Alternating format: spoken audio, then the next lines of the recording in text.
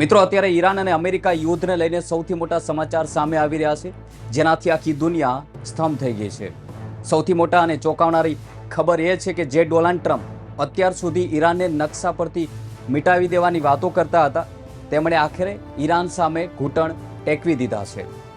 ઈરાનની જીત સામે ઝૂકવીને અમેરિકી રાષ્ટ્રપતિએ એકતરફી અને અનિશ્ચિત કાળ માટે સીઝ ફાયર એટલે કે યુદ્ધ વિરામની જાહેરાત કરી દીધી છે.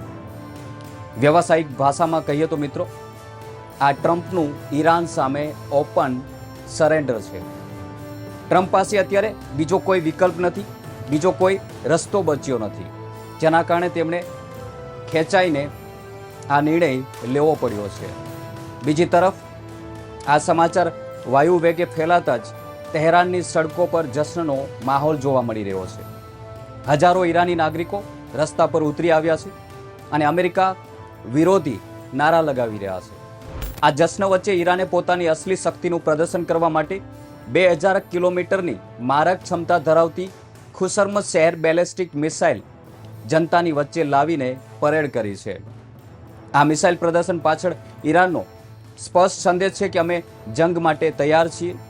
જો અમેરિકાએ ભૂલ કરી છે તો પરિણામ ભયાનક આવશે. આ ઈરાનનો સાફ સંદેશ છે.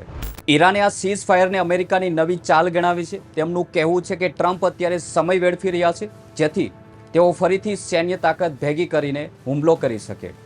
આ દરમિયાન તહેરાનના સૌથી મોટા ચોક પર ઈરાનના સુપ્રીમ લીડર મુસ્તફા ખામેનીનું એક વિશાળ પોસ્ટર લગાવવામાં આવ્યું છે, જે અત્યારે આખી દુનિયામાં ચર્ચાનો વિષય બન્યો છે. આ પોસ્ટરમાં ખામેની એક બંદર પાસે અત્યાધુનિક હથિયાર લઈને ઊભા હોય તેવું દેખાઈ રહ્યું છે, તેવું પોસ્ટરમાં નજરે ચડે છે. આ પોસ્ટર પાછળનો હેતુ એ છે કે 28 ફેબ્રુઆરીના હુમલામાં ખામેની ઘાયલ થયા હોવાની એક અફવાઓ ઉડી હતી. તેને વિરામ આપી શકાય અને દુનિયાને બતાવી શકાય કે ઈરાનની કમાન હજુ પણ મજબૂત હાથોમાં છે. હવે સૌથી મોટો સવાલ એ થાય છે કે વ્હાઇટ હાઉસમાં એવી તે કઈ મજબૂરી થઈ કે ટ્રમ્પે અચાનક પીછેહટ કરવી પડી.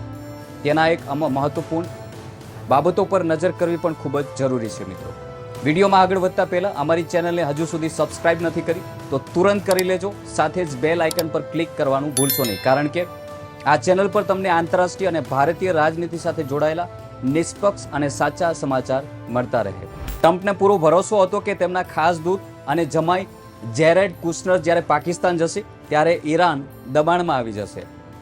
પાકિસ્તાની વડાપ્રધાન શાહબાઝ શરીફ અને આર્મી ચીફ અસીમ મુનીરને ટ્રમ્પ તરફથી સ્પષ્ટ સંદેશ આપવામાં આવ્યો હતો કે ગમે તે કરો, ઈરાની નેતાઓને સમજાવો, પટાવો કે ધમકાવો, પણ તેમને ઇસ્લામાબાદના મંત્રણા ટેબલ પર લઈ આવો.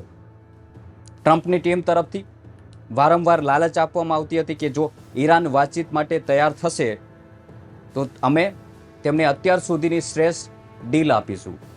પરંતુ ઈરાનનો મિજાજ અત્યારે 7મા આસમાને હતો.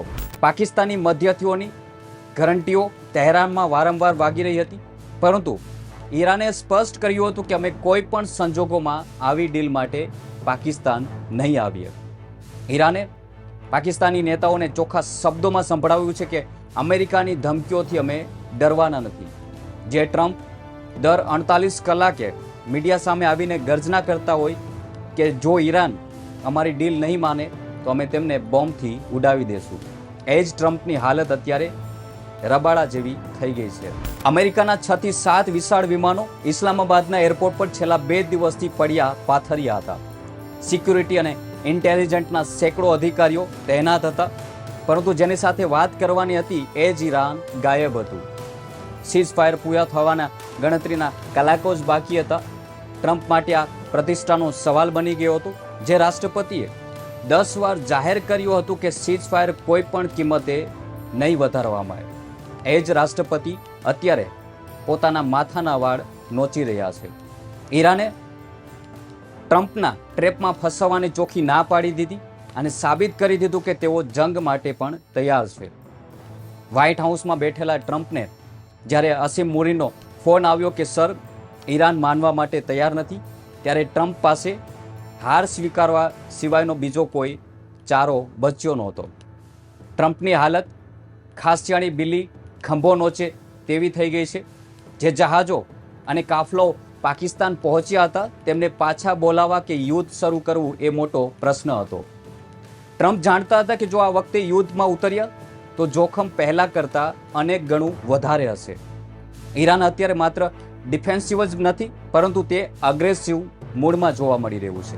તહેરાનની સડકો પર મિસાઇલોની પરેડ, સુપ્રીમ લીડરના હથિયાર સાથેના પોસ્ટરોએ અમેરિકી ઇન્ટેલિજન્સની ઊંઘ ઉડાવી દીધી છે. આખરે અમેરિકી ઇતિહાસનો સૌથી જિદ્દી રાષ્ટ્રપતિ પોતાના અહંકારને બાજુમાં મૂકીને સોશિયલ મીડિયા પર સીઝ ફાયરની પોસ્ટ લખવા મજબૂર બન્યો. આ માત્ર યુદ્ધ વિરામ નહોતો પરંતુ એક મહાસત્તાની ઈરાન સામેની નૈતિક હાર હતી. મિત્રો, જ્યારે ટ્રમ્પ પાસે કોઈ રસ્તો ન બચ્યો ત્યારે તેમણે પોતાની જ આબરૂ બચાવવા માટે સોશિયલ મીડિયા પ્લેટફોર્મ એક્સ પર એક લાંબી પોસ્ટ લખી. આ પોસ્ટમાં માત્ર એક માહિતી નહોતી પરંતુ ટ્રમ્પની મજબૂરીનું ઐતિહાસિક દસ્તાવેજ હતું.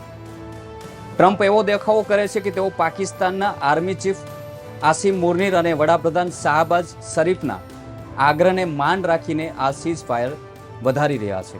ટ્રમ્પે લખ્યું છે, ઈરાન સરકાર અત્યારે આંતરિક રીતે વિખેરાઈ ગઈ છે અને પાકિસ્તાની નેતાઓની વિનંતી પર અમે અમારા હુમલા ત્યાં સુધી રોકી રહ્યા છીએ જ્યાં સુધી ઈરાનના પ્રતિનિધિઓ નેતાઓનો કોઈ પણ પ્રસ્તાવ તૈયાર ન કરી લે. જ્યારે ટ્રમ્પ પોતાની ઓફિસમાં બેસીને સીઝ ફાયરની પોસ્ટ ટાઈપ કરી રહ્યા હતા ત્યારે તહેરાનની સડકો પર કંઈક અલગ જ દ્રશ્યો જોવા મળ્યા હતા. ઈરાની સેના IRGC દ્વારા બેલેસ્ટિક મિસાઇલોનું ખુલ્લેઆમ પ્રદર્શન કરવામાં આવી રહ્યું હતું. હજારો લોકોના ટોળા ઈરાની ધ્વજ સાથે રસ્તાઓ પર જોવા મળ્યા હતા અને ફારસી ભાષામાં જોરદાર નારા લગાવી રહ્યા હતા. હકીકત એ છે કે છેલ્લા 40 દિવસથી ચાલી રહેલા આ યુદ્ધમાં ટ્રમ્પના તમામ પેંતરા ઊંધા પડ્યા છે. ટ્રમ્પે પહેલા 48 કલાકનું અલ્ટિમેટ આપ્યું હતું, પછી 5 દિવસની મિલાદ વધારી, પછી 10 દિવસનો સમય આપ્યો, છતાં ઈરાન ઝૂક્યું નહીં. ઈરાની સંસદના સ્પીકર મોહમ્મદ ગાલિફાએ સ્પષ્ટ કર્યું છે કે અમે કોઈની ધમકીઓના છાયામાં મંત્રણા કરવા માંગતા નથી. ટ્રમ્પ ઈચ્છતા હતા કે ઈરાન પોતાને પરમાણુ પ્રોગ્રામ બંધ કરી દેશે અને ન્યુક્લિયર ડસ્ટ અમેરિકાને સોંપી દેશે, પરંતુ ઈરાને કતઈ નહીં કહીને ટ્રમ્પના અહંકારને ચોરચોર કરી નાખ્યો. મીડિયા રિપોર્ટ મુજબ આ યુદ્ધમાં પાકિસ્તાનના આર્મી ચીફ આસિમ મુનીર 3 દિવસ સુધી તહેરાનમાં પડ્યા હતા. ટ્રમ્પના મેનેજર બનીને સમજાવવાની કોશિશ કરી રહ્યા હતા પરંતુ ઈરાન પોતાના સ્ટેન્ડ પર અડંગ રહ્યું. અંતે શું થયું મિત્રો? જે ટ્રમ્પ બોમ્બિંગ કરવાની ધમકી આપતા હતા તેમણે જ અનિશ્ચિત કાળ માટે યુદ્ધ વિરામની જાહેરાત કરવી પડી. આ કોઈ નાની વાત નથી મિત્રો. આ દુનિયાની સૌથી મોટી મહાસત્તાની એક એવા દેશ સામેની હાર છે જે છેલ્લા કેટલાય વર્ષોથી પ્રતિબંધો સામે ઝઝૂમી રહ્યો છે. આ જંગમાં ભલે ઈરાને જાનમાલનું નુકસાન થયું હોય, 2000થી વધુ લોકો માર્યા ગયા હોય અને શાળાઓ પર હુમલા થયા હોય, પરંતુ નૈતિક રીતે ઈરાન વિજય થયું છે. અમેરિકા જે રીતે મેદાન છોડીને ભાગવાના બહાનો શોધી રહ્યું હતું તેણે નિષ્ણાતો ટ્રમ્પનું આત્મસમર્પણ કહી રહ્યા છે. આ સમગ્ર બાબતને લઈને અને આ સ્ટોરીને લઈને તમારું શું કહેવું છે? ખાસ કરીને ડોનાલ્ડ ટ્રમ્પના જે આ સીઝ ફાયરના નિર્ણયને લઈને તમારું શું કહેવું છે? કમેન્ટ કરી જરૂર જણાવજો. અને આવી વધુ જીઓ પોલિટિકલ સાથે જોડાયેલી નિષ્પક્ષ અને સાચી માહિતી મેળવવા માટે ચેનલ સાથે જોડાયેલા રહો અને સબસ્ક્રાઇબ કરી લેજો અને સાથે જ બેલ આઇકન પર ક્લિક કરવાનું ભૂલશો નહીં. જય હિન્દ.